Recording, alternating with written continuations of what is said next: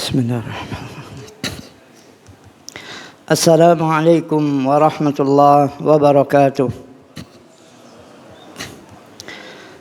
Innal hamdalillah nahmaduhu wa nasta'inuhu wa nastaghfiruh wa na'udzu billahi min shururi anfusina wa min sayyiati a'malina. May yahdihillahu fala mudilla lahu wa man yudlil fala hadiya lahu. Asyhadu an la ilaha illallah wahdahu la syarika lah wa asyhadu anna Muhammadan abduhu wa rasuluh. Sallallahu wa sallama wa baraka alaihi wa ala alihi wa sahbihi wa man tabi'ahum bi ihsanin ila yaumiddin. Qala Allah Ta'ala fi kitabihil karim, Ya ayyuhalladzina amanu taqullaha haqqa tuqatih wa la tamutunna illa wa antum muslimun. Amma ba'd, ikhwatal iman rahimani wa rahimakumullah. Insyaallah pada malam hari ini kita lanjutkan kembali kajian kitab Al-Kabair yang disusun oleh Al-Imam Az-Zahabi rahimahullah.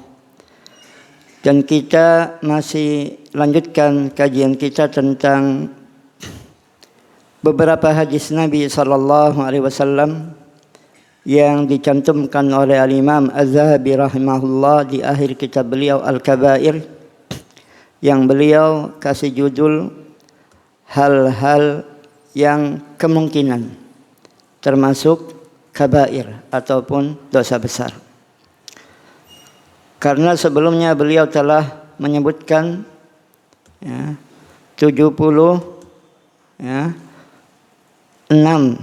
dosa besar. Dan dilanjutkan dengan penyebutan 50 hadis Nabi sallallahu alaihi wasallam yang di dalamnya terkandung hal-hal yang kemungkinan termasuk kabair. Dan hadis-hadis itu bernomor dari 421 sampai 470. Berarti ada 50 hadis. Sama dengan kitab Jami'ul Ulum wal Hikam yang merupakan kitab Arba'in Nawawi, 42 hadis ditambah 8 hadis yang lainnya. Dan baru kita kaji hadis 21 sampai ke 29.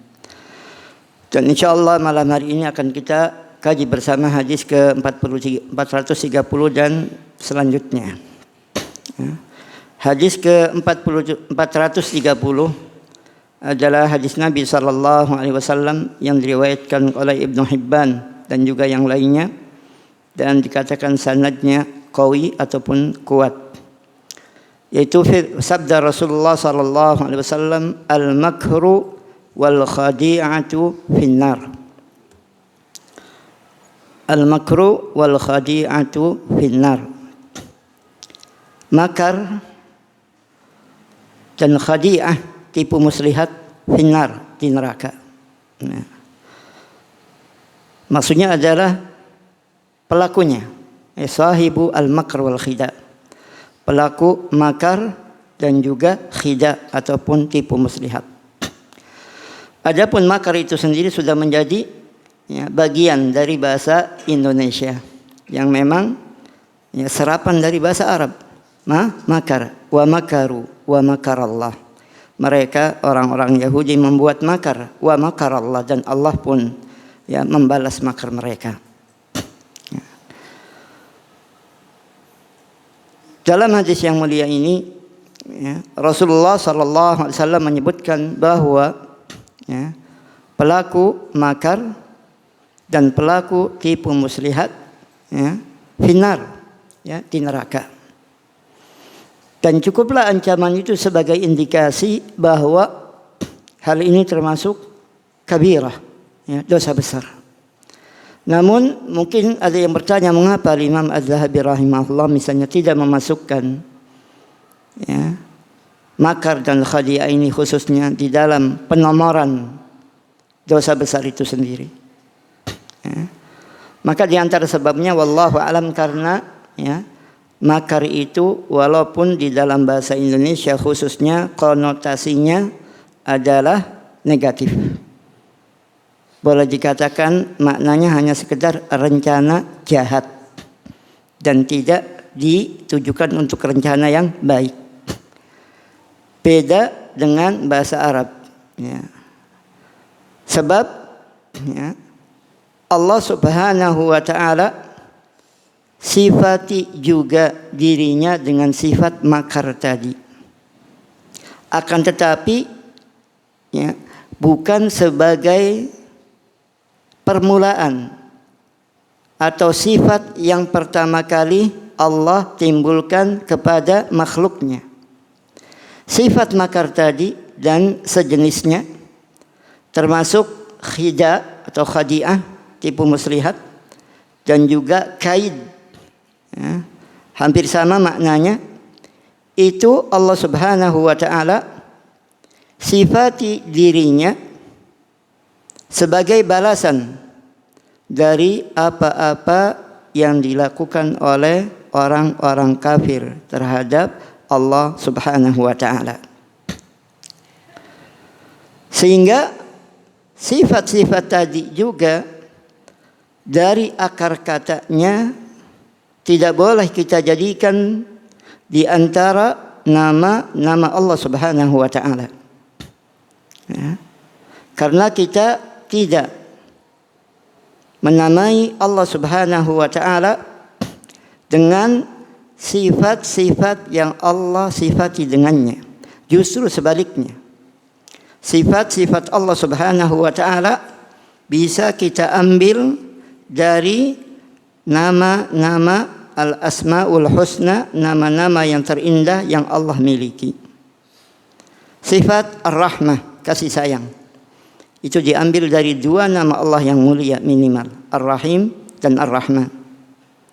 Sifat al-izzah, ya, kemuliaan ataupun kekuatan, ya, tergantung redaksinya. Itu juga diambil dari dari nama Allah Subhanahu wa ta'ala Al-Aziz, yang maha perkasa. Sifat al-quwwah, kekuatan, itu diambil dari nama Allah Subhanahu wa ta'ala Al-Qawi, yang maha kuat. Demikian pula ya, nama-nama yang lainnya tadi ya, bisa diambil darinya sifat yang bisa kita tetapkan sebagai sifat-sifat bagi Allah Subhanahu wa ta'ala. Maka kalau Asmaul Husna yang 99 saja minimal itu nama Allah, minimalnya, sebab ada nama-nama lain yang hanya Allah sendiri yang tahu dengan nama-nama itu. Maka kalau nama Allah Subhanahu wa ta'ala saja misalnya kita katakan cuma 99 dan itu tidak terbatas, berarti minimal juga ada 99 sifat bagi Allah Subhanahu wa ta'ala yang bisa diambil dari nama-nama tadi. Minimalnya. Belum sifat-sifat lain yang Allah tetapkan atas dirinya di dalam ayat-ayat Al-Quranul Karim ataupun ditetapkan oleh Rasulnya Muhammad SAW di dalam hadis-hadisnya. Maka kalau hanya dibatasi sifat Allah itu hanya 7 saja, atau hanya 13, 20 saja yang terkenal dengan sifat 13 ataupun sifat 20, berarti mereka telah membatasi ya sifat-sifat Allah Subhanahu wa ta'ala dengan jumlah tadi, padahal namanya saja minimal 99. Itu minimalnya. Ya.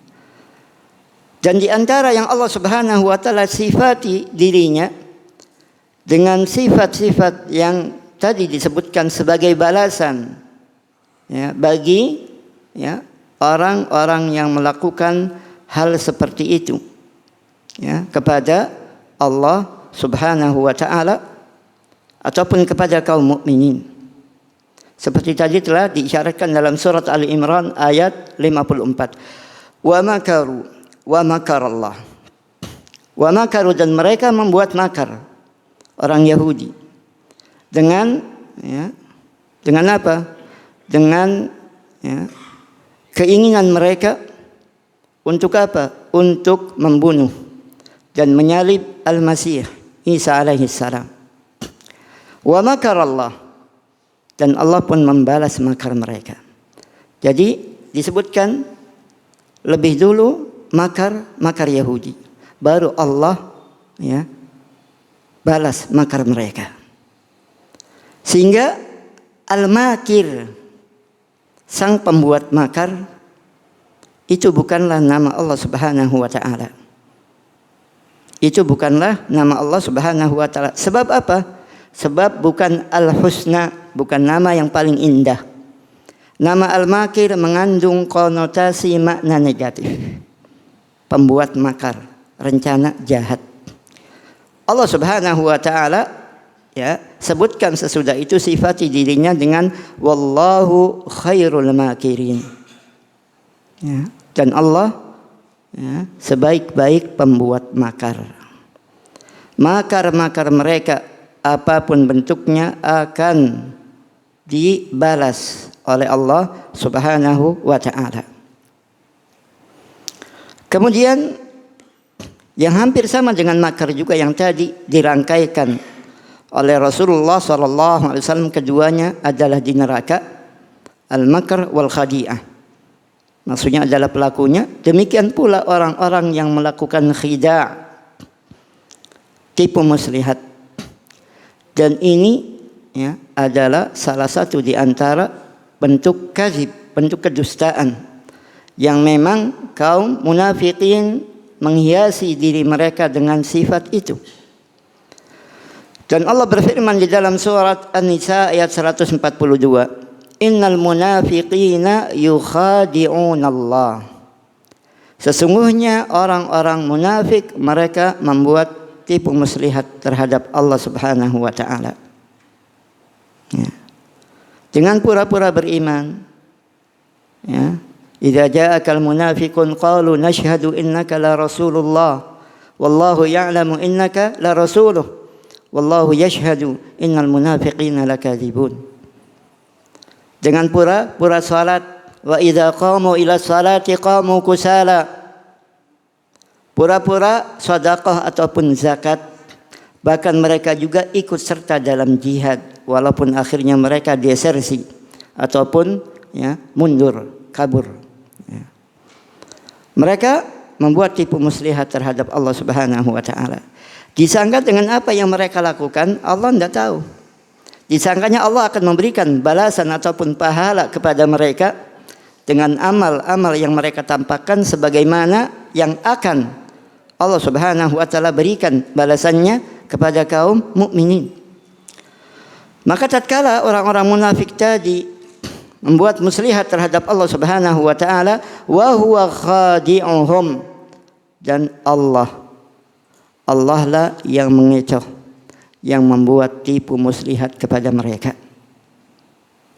Dengan tidak memberikan balasan ataupun pahala yang mereka harapkan dengan amalan yang mereka lakukan, yang mereka anggap sama seperti yang dilakukan oleh kaum mukminin. Sehingga mereka pun mengharapkan apa yang akan didapat oleh kaum mukminin di akhirat nanti, dan itu tidak akan mereka dapatkan. Ini salah satu bentuk khida', muslihat Allah Subhanahu wa taala kepada mereka, dan ini sebagai balasan dari apa yang mereka lakukan. Dan Allah sebutkan kelanjutan ayat yang mulia tadi, wa idza qamu ila sholati qamu kusala, dan apabila mereka berdiri menunaikan salat, qamu kusala, mereka melakukannya dengan bermalas-malasan. Yura'unan nas, dan mereka berbuat riya kepada manusia. Wala yadhkurunallaha illa qalila, dan mereka tidak mengingat Allah kecuali sedikit, termasuk di dalam salatnya, karena yang mereka lakukan bukanlah salat karena Allah Subhanahu wa taala, tapi supaya dilihat oleh manusia, dilihat oleh Rasulullah sallallahu alaihi wasallam bahwa mereka hadir salat, di absen kalau ada absennya. Sehingga salat yang paling berat bagi mereka itu adalah apa? Salat Isya dan salat subuh. Itu salat yang paling berat bagi kaum munafik. Karena pada saat itu penerangan tidak seperti sekarang. Ya. Isya yang sudah cukup gelap. Tidak diketahui siapa yang datang berjamaah dari yang tidak datang. Demikian pula subuh, sehingga mereka menganggap percuma juga kita datang. Rasulullah sallallahu alaihi wasallam tidak melihatnya misalnya. Manusia juga tidak tahu apakah mereka datang atau tidak. Ya. Kemudian yang semisal dengan itu juga yang Allah Subhanahu wa taala sebutkan ya, di dalam surat At-Tariq. Innahum yakiduna kaida wa akidu kaida. Innahum yakiduna kaida. Sesungguhnya orang-orang kafir itu merencanakan tipu daya yang jahat sebenar-benarnya. Ya. Wa akidu kaida, dan aku pun membuat rencana pula dengan sebenar-benarnya. Maka al-kaid, ya, yang artinya juga tipu daya, ataupun tadi sebelumnya al-khadi' yang mengecoh, yang membuat muslihat, ataupun al-mukhadi' bukanlah nama bagi Allah Subhanahu wa taala.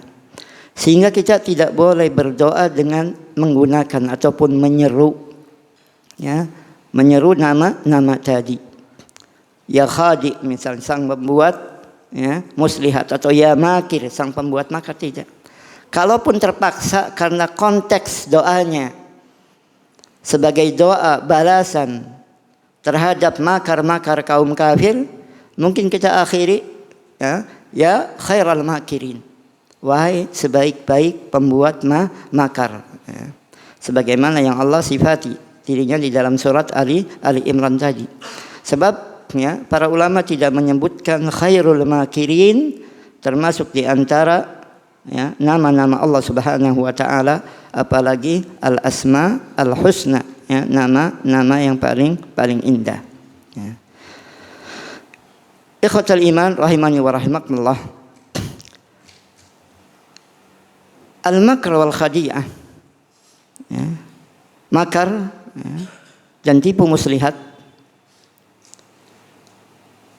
itu di antara dua sifat yang Allah Subhanahu wa taala sifati orang-orang kafir dengan sifat itu, baik makar mereka, tipu muslihat mereka kepada para nabi alaihimussalam ataupun ya para pengikutnya. Dan itu boleh dikatakan berlaku bagi semua nabi dan juga bagi semua pengikut para nabi tadi. Mereka diincar ya, dengan berbagai macam makar, rencana jahat oleh para penentang dakwah Nabi dan Rasul, ya, alaihimussalatu wassalam. Dan dua perilaku ini, dua akhlak ini juga merupakan ya, akhlak yang tercela hatta menurut uruf fitrah manusia yang masih selamat ataupun sehat sekalipun. Ada seorang ahli hikmah yang mengatakan tentang dua sifat ini. Laisa dunya illa bidinin.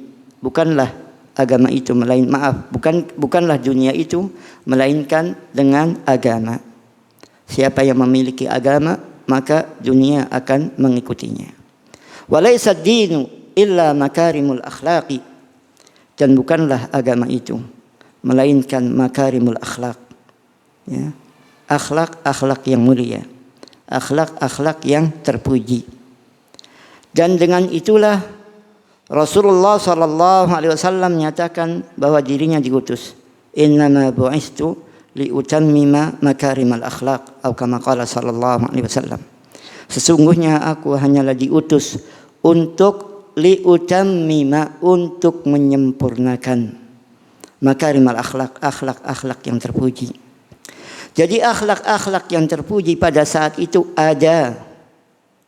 Kalau tidak boleh dikatakan banyak, ada. Dan mungkin tidak mustahil akhlak-akhlak terpuji yang mereka miliki lebih baik dari akhlak kita sekarang. Ya. Sehingga Rasulullah SAW datang bukan untuk ya, menumbuhkan atau munculkan akhlak yang terpuji. Akhlak yang terpuji sudah ada. Rasulullah tinggal apa? Yutammim. Rasulullah tinggal menyempurnakan. Al-karam, dermawan. Kalah orang sekarang dermawannya dengan orang dulu. Mungkin di kalangan jamaah sendiri cerita potong kambing untuk menghormati tamu yang datang dari luar kota, mungkin tinggal kenangan barangkali. Kalau dulu mungkin kakek-kakek kita, ya itu menjadi kebiasaan mereka. Bahkan saking karonnya mereka kelewat batas. Tatkala mereka tidak punya kambing ataupun unta yang hendak mereka sembelih untuk jamuan tamunya, dikisahkan ada seorang ayah yang sampai membunuh anaknya untuk dipersembahkan kepada tamunya. Walaupun tentunya ini karom yang kebablasan. Husnul jiwar, berbuat baik kepada tetangga. Al-wafa, ya, tepat janji. Syaja'ah, keberanian, dan juga sifat-sifat, ya, keutamaan yang lainnya yang maaf ini bukan rasial dimiliki oleh masyarakat Arab pada saat itu. Sehingga Allah Subhanahu wa taala memilih Rasulnya Muhammad sallallahu alaihi wasallam untuk diutus di tempat itu karena masyarakatnya memiliki tabiat perangai yang bisa diajak untuk menyempurnakan makarimul akhlak tadi. Tapi kalau sebelumnya belum ada, berat. Itu sudah ada, tinggal ditumbuhkan. Demikian pula sebaliknya, mabok, ya, orang hobi mabok zaman sekarang mungkin nggak ada apa-apanya dibandingkan maboknya mereka dulu. Mereka maboknya dulu seperti kita minum syahi gahwa, ada subuh, ada ghabuk, ada di pagi hari, ada di sore hari. Ya. Bahkan ada mereka tatkala majlis khamr, dikabarkan kepada mereka anakmu mati. Al-yaum khamr wa ghadan amr. Sekarang urusannya khamr dulu, besok baru urusan yang lain. Anaknya dikabarin mati. Sekarang orangnya lagi teler pun, ya, dikabarin anakmu mati langsung mencolot, kata orang Cilacap, langsung bangkit. Mana? Sampai ada disebutkan yang berwasiat apabila mati dikuburkan di bawah pohon anggur supaya masih bisa nyedot dari akar pohon anggurnya. Sampai seperti itu. Tapi begitu diharamkan, ya, diriwayatkan tinggal sedikit lagi, tinggal tersisa sedikit. Kalau kita sekarang tanggung sedikit lagi nanti dimaafkan, ditumpahkan.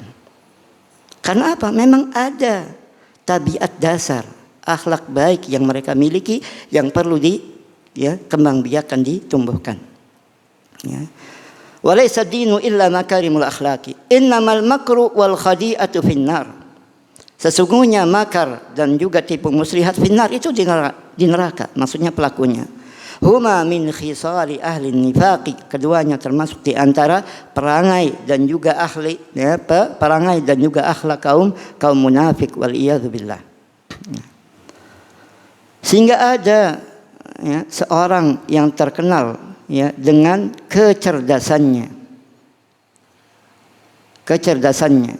ya, yaitu Qais bin Sa'ad bin Ubadah yang disebut, ya, oleh Abu Rafi bahwa Qais mengatakan, seandainya aku tidak mendengar Rasulullah sallallahu alaihi wasallam bersabda al-makru wal khadi'a finnar, maka niscaya aku adalah orang yang paling makar di antara umat ini.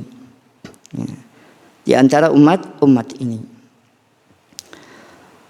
Kemudian ikhwatal iman rahimani wa rahimakumullah, karena konotasi makna makar ini negatif, sehingga disebutkan bahwa makar ini hanyalah boleh ditujukan kepada mereka-mereka yang kita boleh menyebabkan azab, ya, rasa sakit ataupun, ya, sejenisnya terhadap mereka. Dan mereka itu hanyalah siapa? Al-kufar al-muharibun, orang-orang kafir yang memerangi kaum muslimin. Sehingga Rasulullah SAW juga bersabda dalam hadis riwayatkan oleh Imam Muslim dan yang lainnya, al-harbu khid'atun. Al-harbu khid'atun. Peperangan itu adalah tipu muslihat. Maksudnya adalah kita boleh menggunakan tipu muslihat di dalam peperangan. Ya, di dalam peperangan. Untuk apa? Untuk menggentarkan musuh. Ya, untuk menggentarkan musuh. Ya, untuk menakuti musuh. Ya. Dan memang muslihat di sini diperlukan untuk siasat peperangan. Disebutkan bahwa Ali bin Abi Thalib radhiyallahu anhu yang memang terkenal sebagai istilahnya jago pedang. Beliau ditantang oleh seorang kafir yang juga terkenal. Istilah sekarang pembunuh berdarah dingin. Tidak ada musuh yang dihadapinya melainkan akan terpenggal kepalanya. Dan tatkala dia menantang siapakah di antara kaum muslimin yang siap untuk menghadapinya, maka majulah Ali bin Abi Thalib radhiyallahu anhu. Dan Ali pun paham siapa yang dihadapi ini.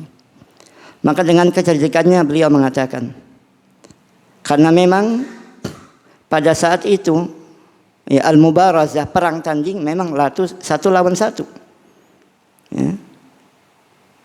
Termasuk kecurangan dan aib kalau dua orang mengeroyok satu orang, walaupun mereka kafir. Maka tatkala Ali bin Abi Thalib maju, beliau mengatakan, aku tidak mau berperang melawan dua orang. Aku tidak mau berperang melawan dua orang. Tentunya beliau bukan karena takut, ini sebagai muslihat saja.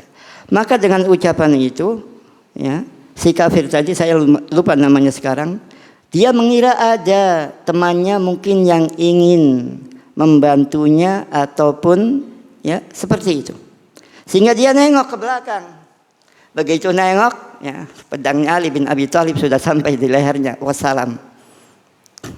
Muslihat, khid'ah, dan itu dibenarkan. Al-harbu khid'atun. Peperangan itu adalah muslihat. Demikian pula kalau tujuannya untuk menakut-nakuti. Sebagaimana juga yang disebutkan oleh sebagian para ahli sejarah, tatkala ada seorang raja kafir yang mengganggu seorang wanita muslimah, maka sang khalifah pada saat itu mengatakan, seandainya engkau tidak menghentikan perbuatanmu, maka akan aku kirimkan tentara yang permulaannya ada di depanmu dan penghabisannya ada di akhirku. Berapa panjang pasukan itu. Demikian pula sikap, istilahnya apa? Satria Muawiyah bin Abi Sufyan radhiyallahu an, yang sering menjadi bulan-bulanan para pencela sahabat radhiyallahu anhum. Sebab Muawiyah radhiyallahu an adalah pintu untuk mencela sahabat radhiyallahu an. Kalau mereka sudah berani mencela Muawiyah radhiyallahu an, maka yang di belakang mereka, para sahabat-sahabat yang lebih senior dan lebih utama, akan mereka jatuhkan juga. Padahal orang yang membandingkan antara Umar bin Abdul Aziz rahimahullah, salah seorang ulama yang karena keadilannya dijuluki dengan khamis al-khulafa ar-rasyidin, khalifah rasyidah yang kelima. Padahal ini juga tidak benar julukan itu. Khalifah ar-rasyid yang kelima adalah Al-Hasan bin Ali bin Abi Thalib radhiyallahu anhuma. Walaupun nama beliau jarang disebut. Dan khilafah beliau termasuk khilafah rasyidah adalah khilafah yang sah. Sebagai penyempurna 30 tahun khilafah ala minhajin nubuwah, khilafah sebagaimana yang digambarkan oleh Rasulullah sallallahu alaihi wasallam dalam hadis yang maknanya al-khilafatu ba'di 30 sanah. Khilafah sesudahku adalah 30 tahun. Adapun sesudah itu maka itu adalah al-mulk, kerajaan. Dan kerajaan tentunya tidak sama dengan khilafah. Maka para ahli tarikh yang menghitung masa khilafah para khulafa'ur rasyidin yang 4 Abu Bakar radhiyallahu an 2 tahun sekian bulan. Ya. Kemudian Umar radhiyallahu an 10 tahun sekian bulan. Dan Utsman radhiyallahu an 12 tahun sekian bulan. Kemudian Ali bin Abi Thalib 5 tahun sekian bulan. Semuanya jumlahnya 29 tahun 6 bulan. Dan qadarallah khilafah Al-Hasan bin Ali radhiyallahu anhuma 6 bulan. Pas menggenapkan 30 tahun. Sesudah itu beliau tanazul. Beliau mengundurkan dirinya dan menyerahkan khilafah kepada Muawiyah radhiyallahu an supaya 2 kelompok kaum muslimin berdamai, ya, dan kembali bersatu, sehingga tahun itu disebut dengan Amul Jamaah.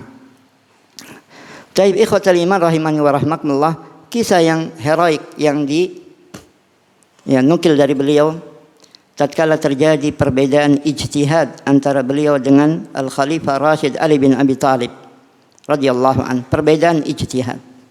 Ya. Yang salah dapat 1 pahala, yang benar dapat 2 pahala. Ya.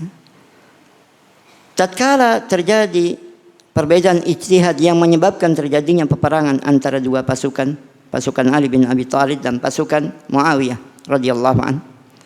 Ada raja kafir yang ingin, ya, memperkeruh suasana dengan ingin, ya, istilahnya apa, menjadikan Muawiyah radhiyallahu anhu sebagai cara dia untuk membuat situasi semakin keruh tadi. Karena raja tadi pikir kalau yang dipengaruhi Ali, jangan-jangan dia dulu yang dipenggal langsung di hadapan Ali bin Abi Thalib. Maka dia yang pengaruhi dulu Muawiyah. Dia berkata, aku dengar antara kamu dengan Ali ada permusuhan, ada pertikaian. Kalau kamu mau, aku bisa hadiahkan kepala Ali bin Abi Thalib dan aku serahkan ke hadapanmu. Ya kayaknya kalau raja-raja, ya, di masa sekarang dengan lawan-lawan politiknya, dan kita tahu bagaimana, ya, biadabnya politik. Kadang lawan pun menjadi kawan, kawan menjadilah lawan. Si raja tadi, yang kafir tadi, tidak mengira jawaban Muawiyah radhiyallahu anhu akan membuat dia sekakmut, istilahnya. Ya. Apa urusanmu? 2 saudara misan, ya, 2 saudara sepupu yang lagi berurusan. Ya, kepo amat sih kamu, istilah sekarang. Karena apa? Dua-duanya besar sepupu, satunya Bani Hashim, satunya Bani Abdi Syams. Ya, sepupu. Ya. Apa urusanmu? Ada 2 bersaudara lagi bertikai. Kalau kamu tidak diam dalam masalah ini, maka akan aku penggal kepalamu dan aku hadiahkan kepada Ali bin Abi Thalib radhiyallahu anhu. Allahu Akbar. Ada permusuhan di antara kita yang tetap menjadikan kita bersifat kesatria terhadap lawan kita sekalipun. Ya, itu hanya ada mungkin di kaum sahabat radhiyallahu anhum ajma'in. Ya. Dan Muawiyah radhiyallahu anhu termasuk di antara sahabat yang terkenal memiliki siasah yang kuat. Ya. Tapi tidak beliau gunakan untuk mencederai harga dirinya, apalagi sampai untuk mendapatkan, ya, dengan istilahnya apa, sebagai pecundang, dengan pengecut mendapatkan kepala Ali bin Abi Thalib radhiyallahu an sebagai hadiah dari orang kafir. Sesuatu yang tidak akan diharapkan dan tidak akan dimimpikan oleh Muawiyah radhiyallahu an. Tapi khawatul iman rahimani wa rahimakumullah, Raghib Al-Asfahani di dalam salah satu kitabnya beliau menyebutkan bahwa 2 kalimat tadi, ya, memiliki makna yang berdekatan. Keduanya memiliki, ya, suatu rencana yang pelakunya bermaksud, ya, di dalam hatinya apa-apa yang berbeda dengan nampaknya. Dia sebenarnya ingin, ya, mencederainya, tapi pura-pura berbuat baik misal, atau seperti itu. Beliau menyebutkan itu ada 2 macam. Ada dua macam. Yang pertama adalah makar ataupun khadi'ah yang mazmum, yang tercela. Tercela. Dan ini yang dimaksud oleh Rasulullah sallallahu alaihi wasallam di dalam hadis yang mulia ini, al-makr wal khadi'ah finnar. Yaitu makar yang mazmum, yang pelakunya ingin memang menipu, memuslihati orang-orang yang sedang mereka incar. Yang kedua sebaliknya, makar ataupun muslihat yang dilakukan oleh pelakunya dengan tujuan untuk menarik atau membawa orang yang sedang ditipu tadi, tanda kutip, kepada maslahat. Seperti kadang-kadang mungkin kita pergunakan sebagian cara ini tatkala kita mengajak anak kecil misalnya untuk melakukan kebaikan. Baik kebaikan yang berhubungan dengan dunia ataupun akhirat. Kita tanda kutip muslihat kepada mereka terlebih dahulu. Tujuan kita bukan untuk mencelakakannya, tapi justru untuk membawanya kepada kemaslahatan. Bahkan sebagian ahli hikmah mengatakan bahwa memang makar dan khadi'ah ini, makar dan tipu muslihat ini, boleh dikatakan diperlukan juga di dunia ini. Karena tidak sedikit orang-orang yang jahil, yang safi, yang bodoh, karena kecenderungan mereka kepada kejahatan, sehingga mereka tidak gampang untuk menerima kebenaran. Karena memang tabiat asalnya tidak senang kepada kebenaran. Maka untuk mengajak mereka mau melakukan kebenaran ataupun kebaikan, kadang-kadang memang tanda kutip harus ditipu dulu. Harus ditipu dulu.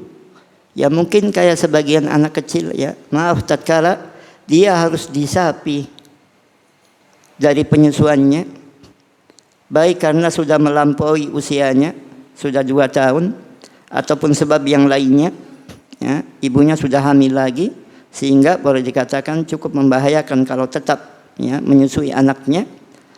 Dan cukup sulit juga untuk menyapi anak tadi, sehingga kadang-kadang dibuat muslihat. Ada yang ngasih jadam biar pahit, ada yang dikasih obat merah misalnya, dan sejenis dengan itu. Tujuannya apa? Tujuannya supaya sang anak tidak mau kembali menyusu pada ibunya. Ikhwatal iman rahimani wa rahmakumullah. Maka karena dua sifat ini memiliki dua konotasi, ada yang mazmum, tercela, ada yang sebaliknya. Kemudian karena penggunaan bahasa Indonesia sendiri untuk makar itu lebih identik dengan hal-hal yang jelek, maka kita tidak juga tidak boleh melakukan makar. Dalam arti makar yang kita bertujuan dengannya mencelakakan atau membuat madarat kepada orang-orang yang hendak kita lakukan makar kepada mereka. Dan kita pun tidak boleh menamai Allah Subhanahu wa taala dengan sebagian sifat yang Allah Subhanahu wa taala sifati dirinya dengan sifat-sifat tadi seperti makar, khida, dan juga kaid. Karena sifat itu juga tidaklah Allah Subhanahu wa taala lakukan melainkan sebagai balasan bagi orang-orang yang melakukannya. Kemudian ikhwatal iman rahimani wa rahimakumullah, hadis berikutnya, hadis ke-431, yaitu sabda Rasulullah sallallahu alaihi wasallam yang disebutkan oleh Al-Imam Az-Zahabi rahimahullah di akhir kitab ini, yaitu sabda Rasulullah sallallahu alaihi wasallam, la'anallah al-muhallil wal muhallalah. Allah melaknat al-muhallil dan al-muhallalah. Siapakah kedua orang itu? Nanti akan disebutkan insyaallah. Dan telah disebutkan sebenarnya hadis yang mulia ini tatkala beliau Al-Imam Az-Zahabi rahimahullah menyebutkan dosa besar ke-29, yaitu al-muhallil wal muhallalah. Sebagaimana hadisnya telah sahih dari Ibnu Mas'ud radhiyallahu an bahwasanya Rasulullah sallallahu alaihi wasallam melaknat al-muhallil wal muhallalah. Hadis diriwayatkan oleh Imam Nasai dan Tirmizi. Dan insyaallah tentang siapakah kedua manusia tadi akan kita lanjutkan sesudah dikumandangkan azan Isya. Ya, aku qauli hadza wa astaghfirullah li wa lakum. Wa ba'd. Ikhwatul iman rahimani wa rahimakumullah. Hadis nomor 431 ini yaitu la'anallah al-muhallil wal muhallalah telah disebutkan sebagai dosa besar oleh al-Imam Az-Zahabi rahimahullah di dalam dosa besar ke-29. Beliau menyebutkan dua riwayat ya, di dalam masalah ini ya, dan sesudah meriwayatkan dua hadis tadi yang redaksinya sama ya, la'anallah al-muhallil wal muhallalah. Selanjutnya beliau menyebutkan tatkala membahas dosa besar ke-29, walakin fa'il hadhihi al-qadhurah muqallidun 'amilun bi rukhasil madahib lam yablughu an-nahi fala'alla Allah ya'dhuruhu wa yusamihu. Akan tetapi kalau pelaku ya, kejelekan ini dia melakukannya karena taklid dan juga karena mencari-cari rukhsah atau keringanan-keringanan yang ada di dalam mazhab-mazhab ulama, dan larangan dalam hadis yang mulia ini belum sampai kepadanya atau dia tidak mengetahuinya, maka mudah-mudahan Allah Subhanahu wa taala memberi uzur kepadanya dan juga memaafkannya. Itu kalau tidak tahu, tapi kalau sudah tahu, maka sudah tegak hujah atas mereka. Dan muhallil wal muhallalah ini tidaklah akan terjadi kalau laki-laki tidak gampang mengobral kata-kata talak, cerai ataupun sejenisnya yang tidak mengandung makna lain kecuali talak. Kalau di dalam bahasa Arab ada 3 redaksi minimal: talak, sarah, pisah, ataupun firaq. Ya. Bahasa Indonesia mencerai dan juga sudah menjadi talak, menjadi bahasa Indonesia juga. Ya. Kalau bahasanya masih isinya ambigu, memiliki beberapa makna, maka sebagian ulama mensyaratkan harus ada niat yang jelas dari sang laki-laki yang mengucapkannya bahwa dia menginginkan dengan ucapannya itu adalah talak ataupun cerai. Seperti ucapan seorang laki-laki kepada istrinya, silakan kamu pulang saja ke rumah orang tuamu. Itu kata ambigu, memiliki beberapa makna. Pulang sementara, pulang saat dia pergi, atau pulang selamanya, atau dia inginkan cerai. Itu tergantung niatnya. Nah, maka kalau laki-laki gampang mengobral kata-kata cerai, ya, bukan puluhan, mungkin sudah ratusan kali. Ya. Dan ini bahaya di tengah-tengah kita. Tatkala cerai itu sebenarnya sudah sah, jatuh secara syar'i, tapi sangat disayangkan. Banyak orang yang tidak memahaminya, termasuk yang diakui oleh pengadilan agama yang sering saya dengar, bahwa ucapan cerai yang dilakukan oleh seorang suami kepada istrinya bukan di hadapan hakim sesudah ya pengadilan, maka itu tidak dianggap. Ya Allah musta'an kalau masih berlaku seperti ini. Kasihan mereka para hakim tadi. Ya, kalau mereka tahu ya lebih berat lagi masalahnya. Kenapa tidak direvisi undang-undang seperti itu? Ya, sehingga teman-teman yang paham masalah ini, karena memang mereka membutuhkan akta surat perceraian itu, mereka berhati-hati belum mengucapkannya kepada istrinya walaupun sudah mendaftarkan gugatannya misalnya. Dia simpan perkataan tadi, ucapan tadi sampai nanti ya di pengadilan.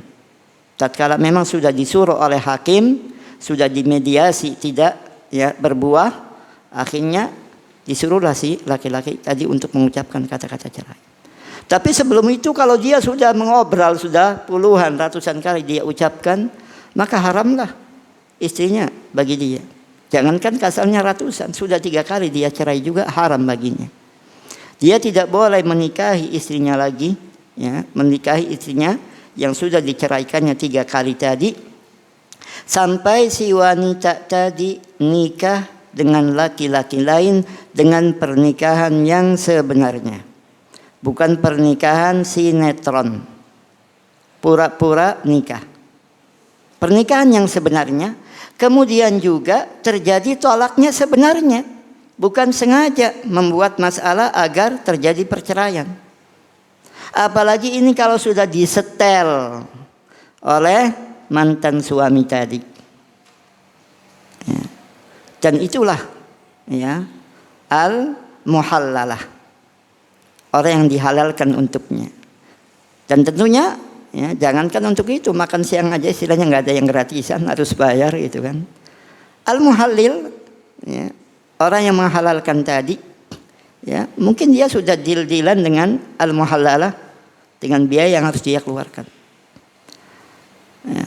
Maka kalau yang dilakukan oleh, ya, al-muhallil tadi, dia mengetahuinya dan dia sengaja melakukan hal itu, waliyadzubillah, jatuhlah dia di dalam perzinahan. Ya. Walaupun sudah diizinkan oleh mantan suami tadi, ya udah kamu tapi sekali saja misalnya, habis itu ceraikan. Kadang-kadang tidak terjadi sama sekali, ya maaf, hubungan suami istri, ya, karena memang disetnya seperti itu.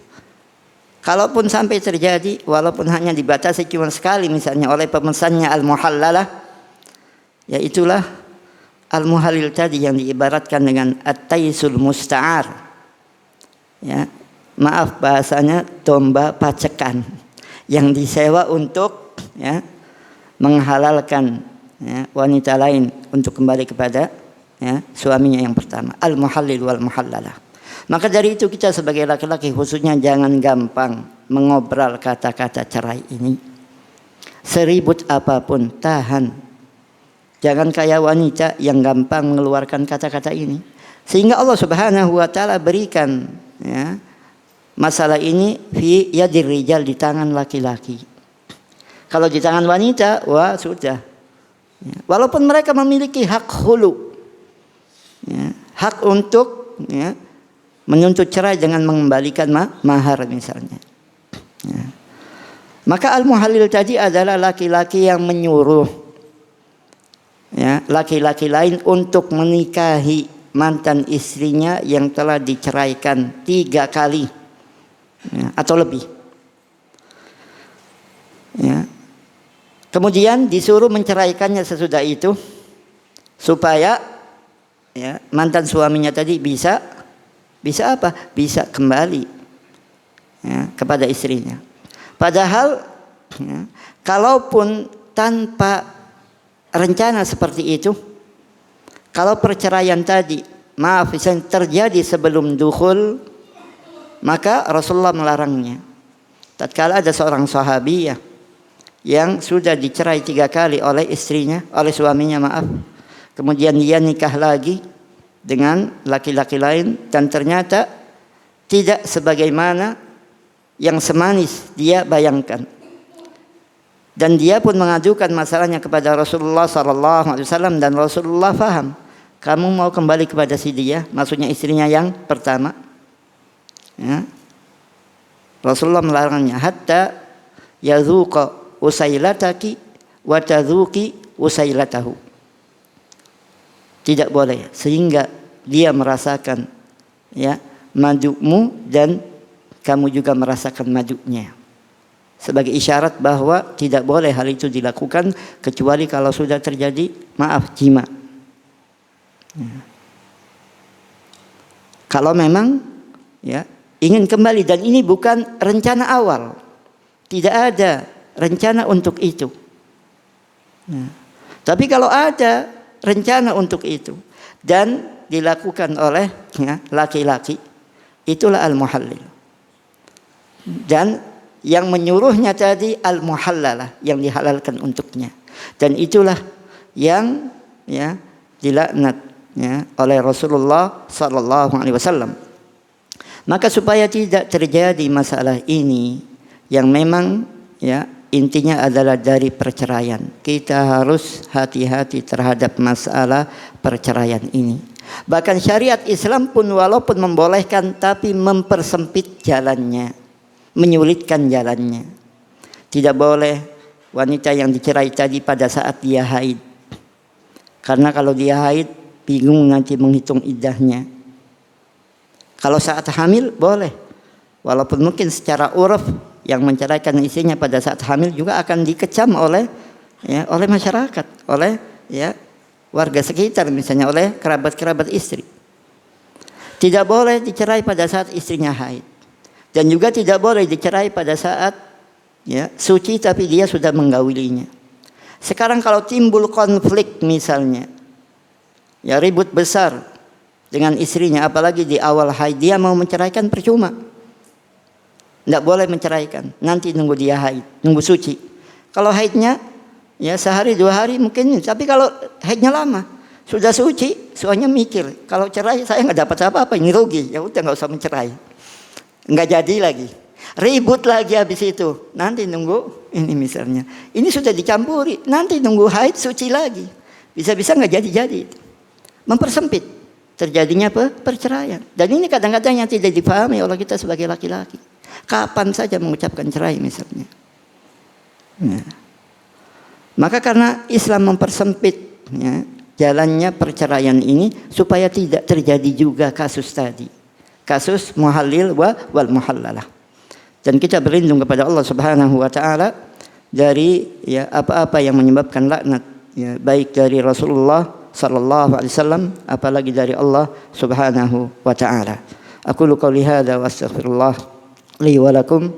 Subhanakallahumma wa bihamdik, asyhadu an la ilaha illa anta astaghfiruka wa atubu ilaik. Wassalamu alaikum warahmatullahi wabarakatuh.